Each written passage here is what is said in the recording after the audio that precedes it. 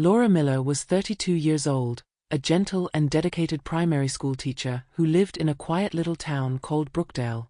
Her days were simple and peaceful, filled with children's laughter, lesson plans, and the soft routines of small-town life.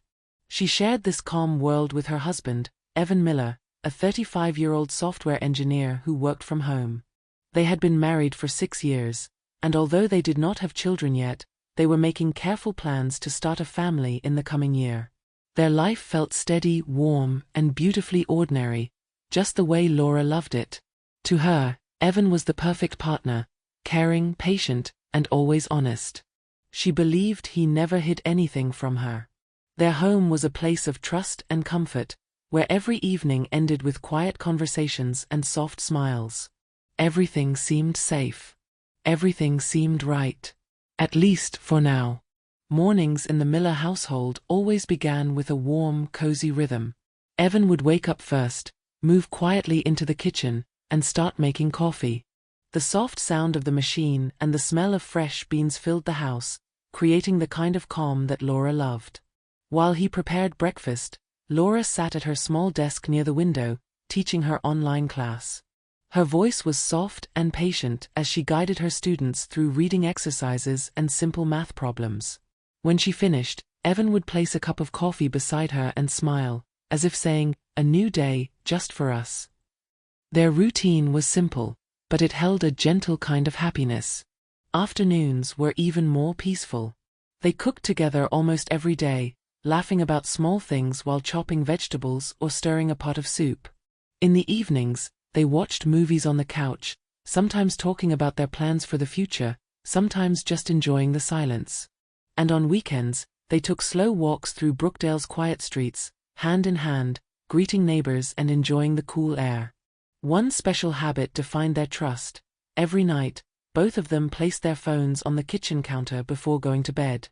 No complicated passwords, no locked screens, no secrets. It was normal for them, almost symbolic. Laura often told her students, "Trust makes the heart feel peaceful." Evan always replied with a playful smile, "Why would I hide anything? I have nothing to hide." To anyone looking in, their life seemed perfect, steady, kind, and full of small joys. It felt like nothing could break a home built on such warmth. But life often changes at the moments we least expect. And their peaceful routine was about to shift. The change began on a quiet Tuesday evening, without warning, without any hint of what would follow. Laura was cleaning the table after dinner when she noticed Evan tapping a new, unfamiliar pattern on his phone screen. She didn't think much of it at first, but later, when she reached for the phone to check the time, it asked for a new password. A password she didn't know. It surprised her, but she brushed it off. People changed passwords sometimes. It wasn't a big deal. Or at least, that's what she tried to tell herself. But the next evening, Evan changed it again. He did it quietly, turning his back slightly as he typed. And that familiar gesture, the small but meaningful habit of leaving their phones on the kitchen counter, simply disappeared. His phone stayed with him at all times. Then came the notifications, or rather, the lack of them. When Laura passed by the living room, she noticed that Evan's screen stayed completely dark, even when she knew he must be receiving messages. He had turned off every single alert. No sound, no banners, no vibration. Nothing. Only a cold, empty screen. Within a few days, his behavior shifted even more. Evan began carrying his phone everywhere, even to the bathroom when he took a shower. That had never happened, not once in 6 years of marriage. It felt strange, unnatural, like something heavy was sitting in the air between them.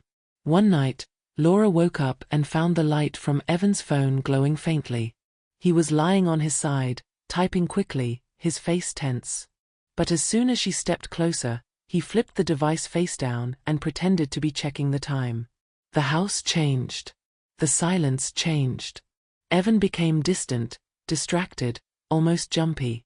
He stepped outside to take calls, usually in his car, with the doors closed and his voice lowered.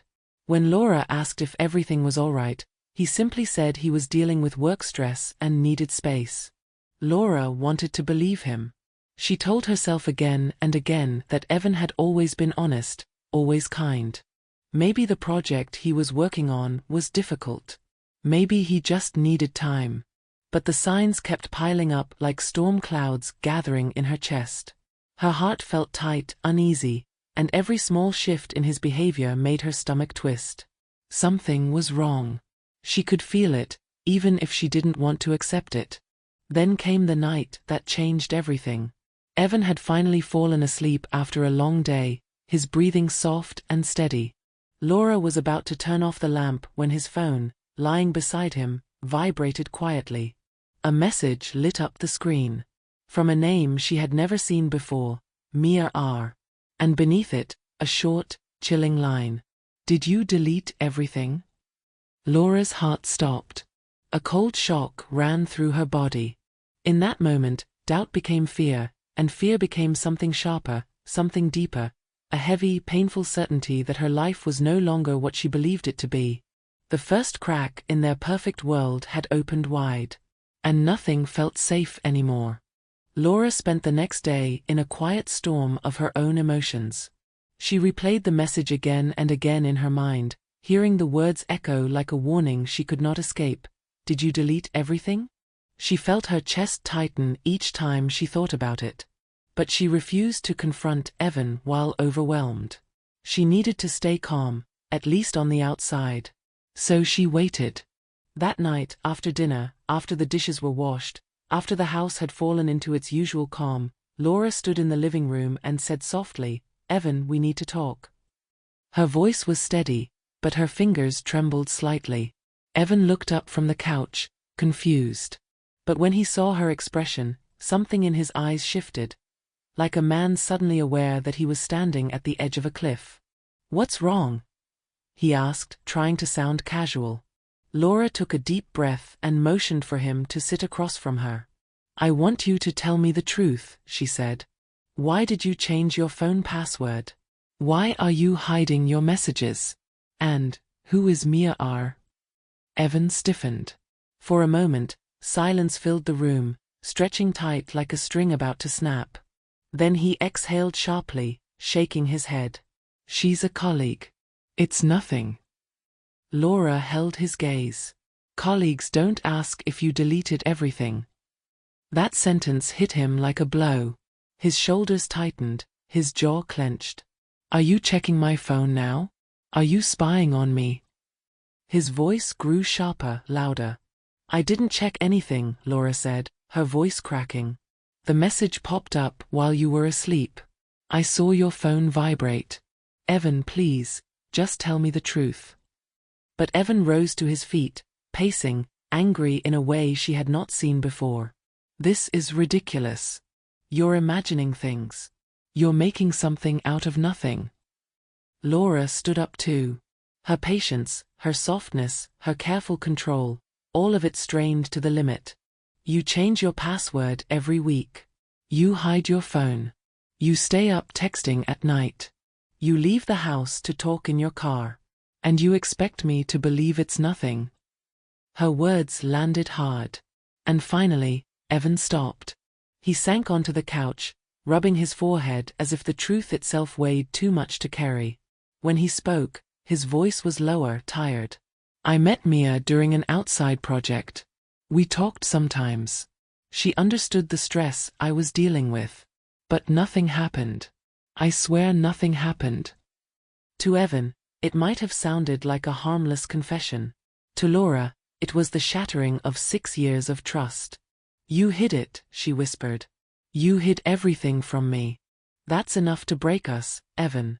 Don't you see that?" Tears blurred her vision, but she didn't wipe them away. She turned, walked to their bedroom, and began packing a small bag with a few clothes. Evan followed her, pleading, insisting he never crossed the line. But the damage had already been done. At the doorway, Laura slipped off her wedding ring. She placed it gently on the table, right where their phones used to sit together each night. Then she walked out of the house. Evan didn't chase her. He simply stood there, frozen, watching the life they built unravel in a single, heartbreaking moment. Laura spent the first few nights at her best friend Hannah's apartment, wrapped in a quiet that felt heavier than any argument she and Evan had ever had. The small guest room was warm and safe, yet she felt as if she were floating in an empty space, untethered, uncertain, unable to breathe normally. Food lost its taste. Mornings became the hardest. She would open her laptop to teach her online class, but her voice trembled on simple words, and she found herself rereading the instructions she had taught hundreds of times. Her students asked, "Miss Miller, are you okay?" She forced a smile each time, though inside she was falling apart.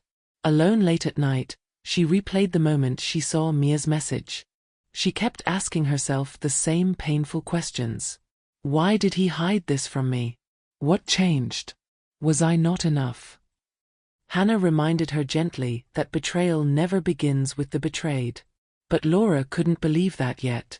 She was still trapped inside the echo of Evan's lies and the hollow promises he had once made so easily.